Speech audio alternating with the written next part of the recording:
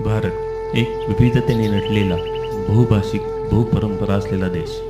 अनेक राज्य, त्यातील एक म्हणजे महाराष्ट्र. महान राष्ट्र, एकमेव राज्य ज्याला राष्ट्र संबोधले जाते.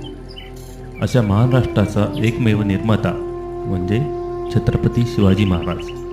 पुण्याच्या जहागिरीपासून सुद्धा झालेली सुरुवात ते रायगडावर झालेला अद्वितीय असा राज्याभिषेक.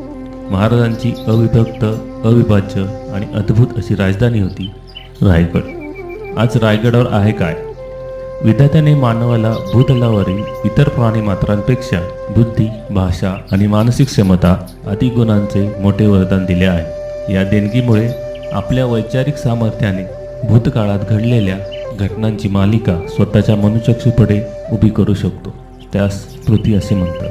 स्मृती ही चालना देणारी शक्ती आहे. एकेकाळच्या सर्वश्रेष्ठ गडावर आज भव्य दिव्य